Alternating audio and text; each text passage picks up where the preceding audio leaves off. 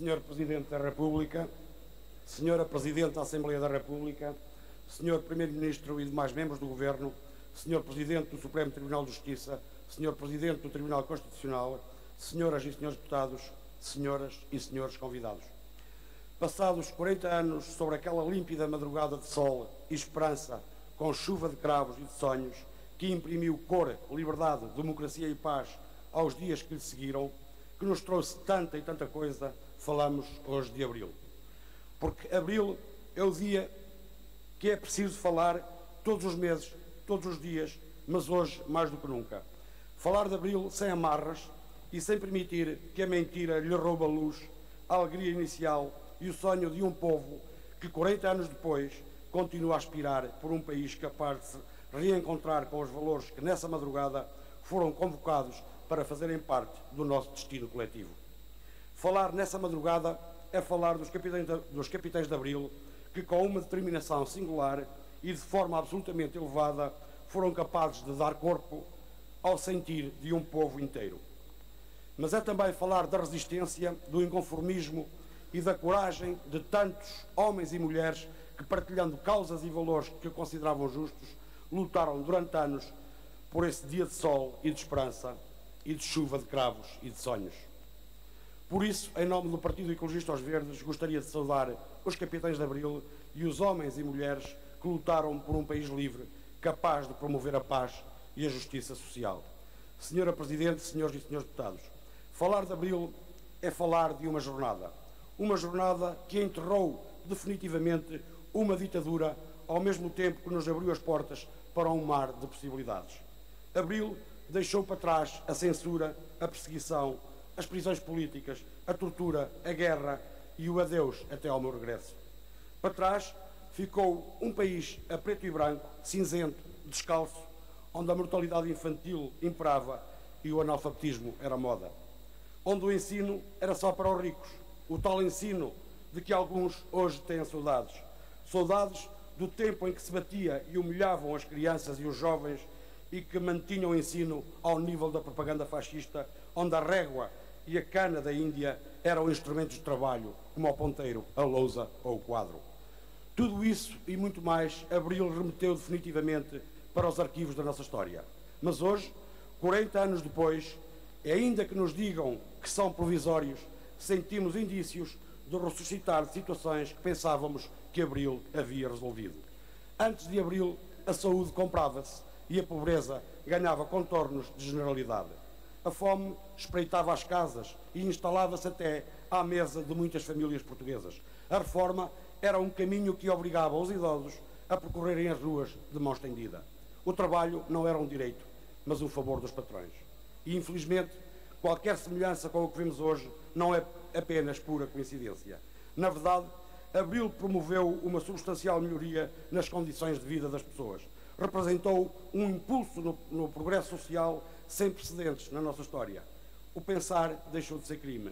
Conquistamos importantes direitos políticos e sociais que constituem hoje um valioso património da nossa democracia, de que é exemplo a institucionalização do salário mínimo nacional, a generalização do 13º mês, o direito a férias e respectivo subsídio, a democratização do ensino, a universalização do direito à segurança social e à saúde, a generalização das pensões de reforma e do subsídio de desemprego e, sobretudo, ganhamos o direito a sonhar com um futuro melhor.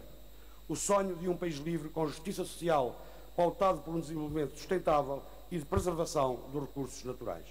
40 anos depois de 74, Portugal é um país melhor, sem dúvida, mas o percurso de lá até aqui, com particular enfoque nos últimos 3 anos, deixam-nos fortes motivos de preocupação. Abril está a perder a força. A procura da justiça social está a ser descaradamente abandonada e o Estado Social está a ser intencionalmente destruído. A fome espreita já em muitos lares portugueses. E se em cada esquina tínhamos um amigo, agora em cada esquina temos 2 pessoas sem trabalho. Volta assim a ganhar mais atualidade a música do Sérgio quando nos diz: somos tantos a não ter quase nada porque há uns poucos que têm quase tudo. Mas isto nada tem a ver com Abril, pelo contrário, tem a ver com as opções dos vários governos dos últimos 38 anos que, intencionalmente ou não, se foram afastando dos ideais de Abril. Aos poucos, acabaram por vender a nossa produção destruíram a nossa economia e empobreceram os portugueses. O resultado das políticas desse governo, sobretudo do atual governo PSD-CDS, está à vista. O desemprego atinge números nunca vistos. Metade das pessoas desempregadas não tem acesso a qualquer apoio social. Transformam o direito ao trabalho num favor da entidade patronal.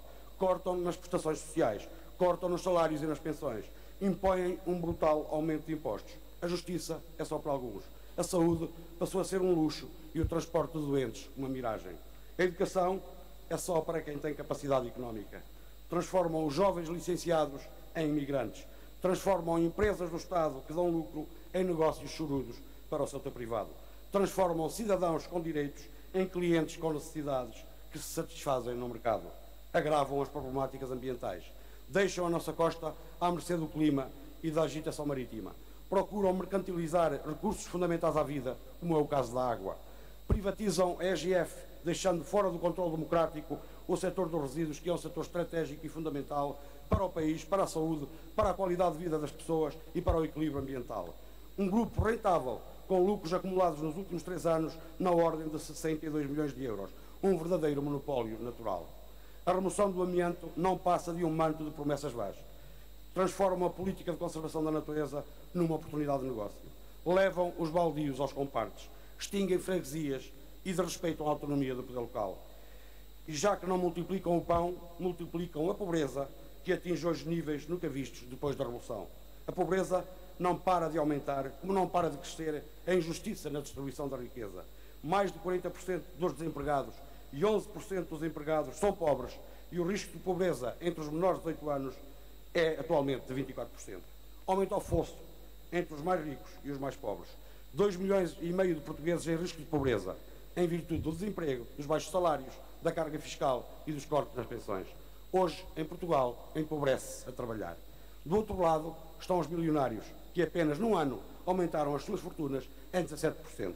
Ficam alguns exemplos dos lucros das grandes empresas no ano de 2013. Portucel, 210 milhões de euros. Galp, 310 milhões de euros. Sonai, 319 milhões de euros. Jerónimo Martins, 382 milhões de euros. BES, 517 milhões de euros. EDP, 1.005 milhões de euros. Recorde-se que estamos a falar dos lucros de 2013, um ano de crise para a generalidade dos portugueses, e quanto a 2004 ainda vão beneficiar da baixa do IRC que o Governo concedeu às grandes empresas. De facto, a arrogância do poder financeiro que condena à pobreza e à exclusão social grande parte da população portuguesa traz-nos da memória os vampiros do Zeca. Eles comem tudo e não deixam nada. No meio de todas estas injustiças, os catequistas da austeridade, do empobrecimento, dos cortes e dos ajustamentos falam de sinais positivos, do milagre na economia, das previsões otimistas, do crescimento económico. Mas com tanta conversa, é verdade que os portugueses continuam a empobrecer. O que é verdade é que a austeridade está a encurtar a vida dos mais velhos e a forçar a imigração dos mais novos. Aumentar o horário de trabalho e a colocar as pessoas a trabalhar mais anos e a receber menos da sua reforma. Com tanta austeridade e com tantos sacrifícios, é oportuno perguntar o que é feito do dinheiro. Aqui fica uma ajuda. 12 mil milhões foram para a banca. 7.300 milhões são pagos em juros de dívida por ano. 1.045 milhões são concedidos em benefícios fiscais, só em 2013. 850 milhões são para pagar os encargos com as parcerias público-privadas. 1.008 milhões em contratos swap. 7 mil milhões de euros no BPN e mais uns bons milhões para os submarinos. Abril transformou o país para melhor, muito melhor. Uma mudança estrutural e material, e se hoje estamos como estamos, devemos-lo às políticas dos governos que nestes 38 anos foram muitos, é verdade, mas partidos foram apenas 3.